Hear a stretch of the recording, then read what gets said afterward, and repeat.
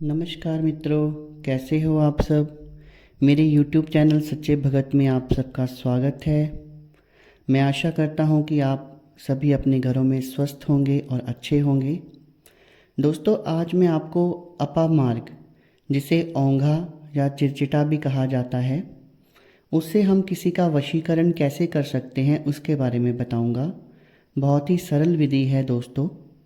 इससे पहले कि मैं आपको इस विषय के बारे में बताऊं, मेरा आप सबसे आग्रह है, जो भी मेरे इस YouTube चैनल सच्चे भगत पर पहली बार आए हैं वो मेरी वीडियो को लाइक कर दें और मेरे चैनल को सब्सक्राइब कर दें और बेल आइकन को प्रेस कर दें, ताकि उन्हें आगे आने वाली वीडियोस का नोटिफिकेशन मिलता रहे और इसी तरह की इंटरेस्टिंग वीडियोस से उनका ज्ञान जो है वो बढ़ता रहे। तो चलिए दोस्तों, शुरू करते हैं।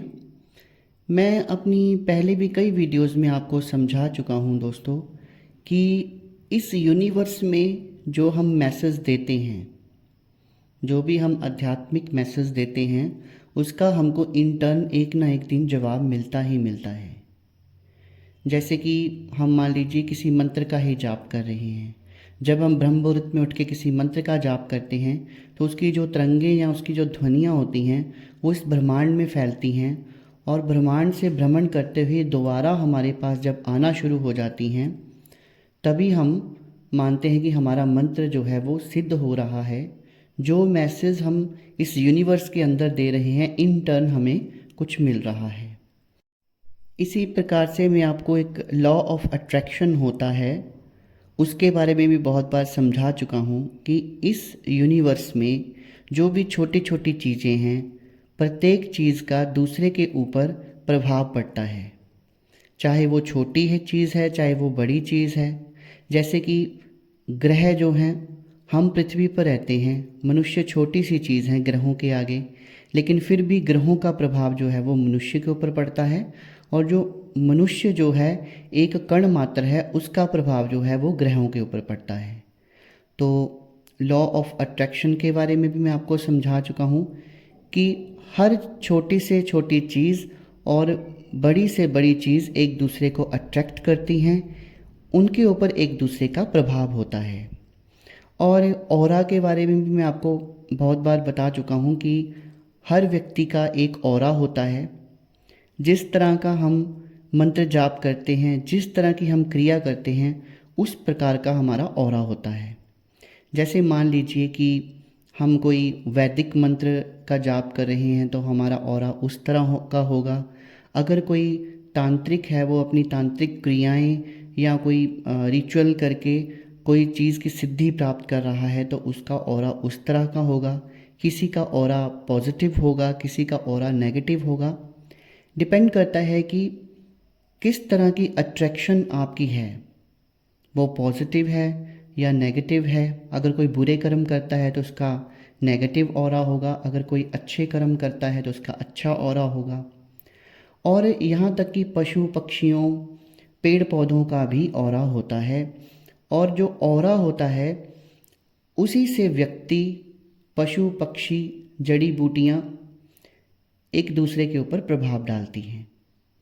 तो आज हम बात करेंगे लटजीरा के बारे में, जिसे हम अपामार्ग भी कहते हैं। तो इससे हम वशीकरण कैसे करेंगे। अब लटजीरा जो अपामार्ग है, या जिसे चिरचिटा भी कई जगह पे कहा जाता है, ये पूरे भारतवर्ष में लगभग हर मौसम में मिल जाता है। अब मैं आपको बात कर रहा था ऑरा के बारे में, तो इसका भी एक ऑरा होता है और अपने ऑरा के अकॉर्डिंग इसके बहुत सारे मेडिसिनल इफ़ेक्ट हैं। आयुर्वेद में बहुत सारी दवाइयाँ बनाई जाती हैं और तांत्रिक क्रियाओं में भी इसका बहुत प्रयोग होता है। आपने देखा होगा दीपावली के दिन हम दरवाज़ों के ऊपर इसको लटका देते हैं ताकि कोई बुरी शक्ति जो है वो अंदर ना आ सके। औषधीय गुणों में ये कास स्वास्थ्य के रोगों में बहुत अधिक प्रयोग किया जाता है और दमा जैसे रोगों को ये जड़ से भी ख़त्म कर देता है। तो चलिए शुरू करते हैं।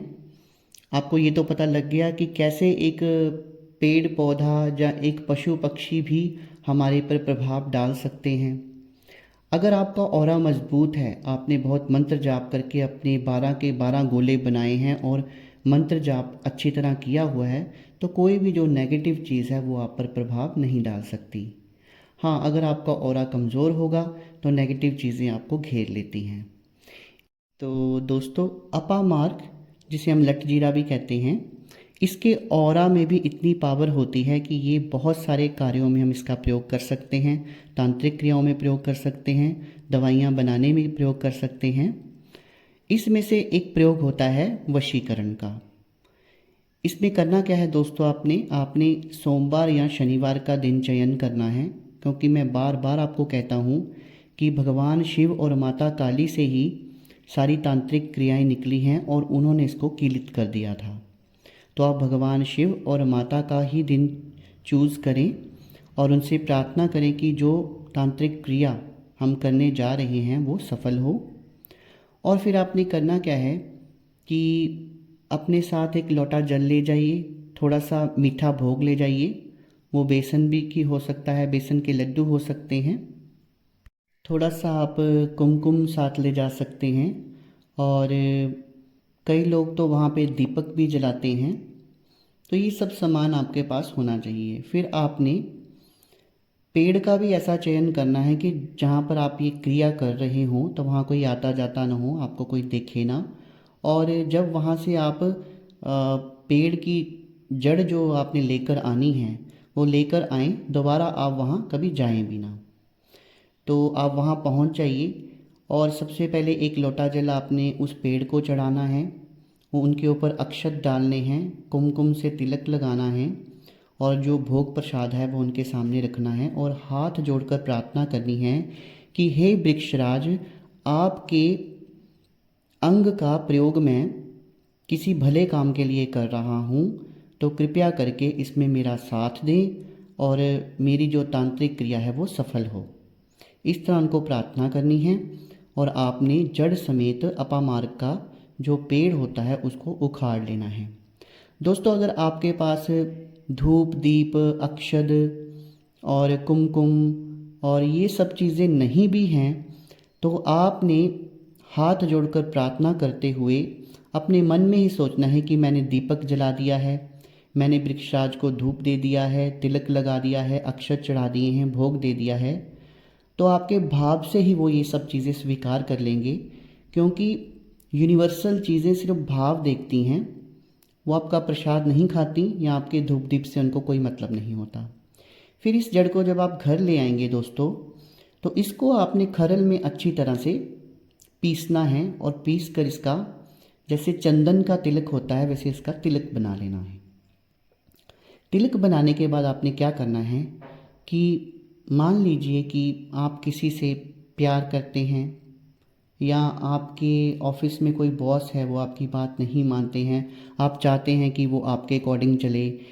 या फिर घर में कोई बड़ा बूढ़ा है, आप चाहते हैं कि वो आपकी बात सुने, आपकी हर बात माने। या कोई प्रेमी है, उसकी प्रेमिका है, या पति की पत्नी है या पत्नी का पति है जो कि उसकी बात नहीं मानता है। अगर तो वो आपके हक में है और इतना हो सकता है कि आप ये तिलक उसको लगा सकें तो बहुत बेहतर है।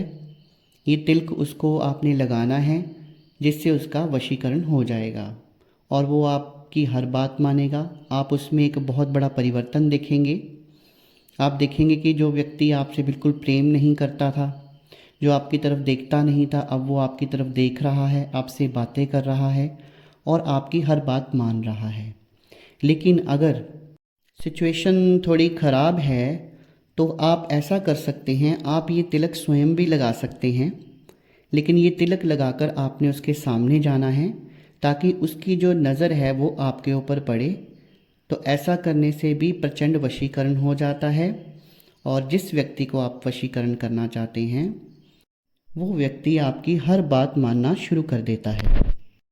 ये 41 दिन का प्रयोग है दोस्तों, आप इसे आजमा कर ज़रूर देखिएगा और आपको सफलता ज़रूर प्राप्त होगी। जिस जिस व्यक्ति को इस तांत्रिक क्रिया से सफलता प्राप्त होगी वो कमेंट सेक्शन में कमेंट करके ज़रूर बताना, क्योंकि प्रक्रिया है भी बहुत सरल है।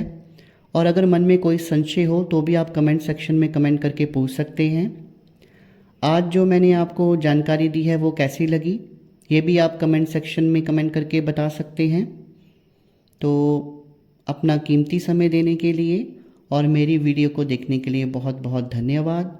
शुभ रात्रि मित्रों।